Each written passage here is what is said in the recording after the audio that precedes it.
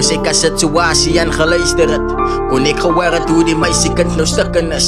Sy so persina wees, haar lewe is verwoes. Sy lewe met die vrees, sy's bang om my te praat, want sy moet nou met het leef. En net die feit dat hy nog buite is, maak vir haar so bang en dat sy voel dat sy nie veilig is. En dit is het, hoe kan 'n tiener wat op school nog is geryp word deur 'n man wat kinders het en nie 'n voorbeeld is. Sy het ook hulpeloos gevoel toe hy vir haar betas. Hy het haar waarde weggevat toe hy hom op haar plaas. Sy was te kragteloos, te magteloos om terug te fight. Sy kan ook nie meer slaap, want sy is hier, sy sit met baie pyn. En sy het haar gebreek en nou voel sy nie dieselfde. Sy kan nie meer slaap, want sy kry slapelose nagte. Sy veroorsaak baie haat, dis moeilik om te praat. Haar lewe het getuins, want sy het haar seer gemaak.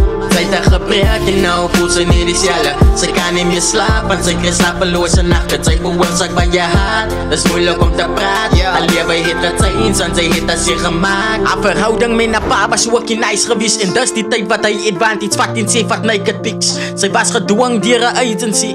Sy wou 'n model gewees het.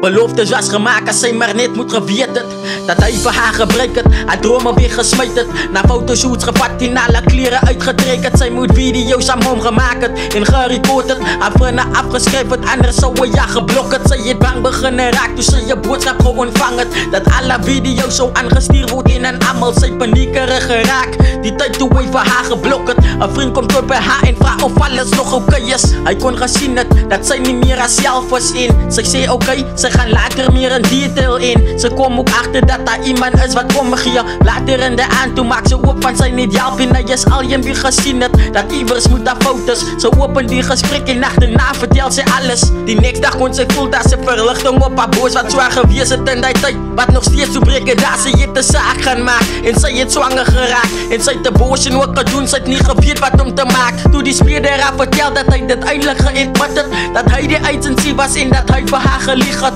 En nee, daar was sy stukkend. 'n muur het sy gebou, nou is sy bang vir elke ou. Sy kan lag, sy kan smile, maar haar lewe is nog rou. Haar hart is gevou, dit is alles deur 'n ou wie sy gedink sy kon vertrou. Sy het gebreek en nou voel sy nie dieselfde. Sy kan nie meer slaap, want sy kry slapelose nagte. Sy veroorsaak baie haat, dis moeilik om te praat. Haar lewe het getuins, want sy het haar seer gemaak.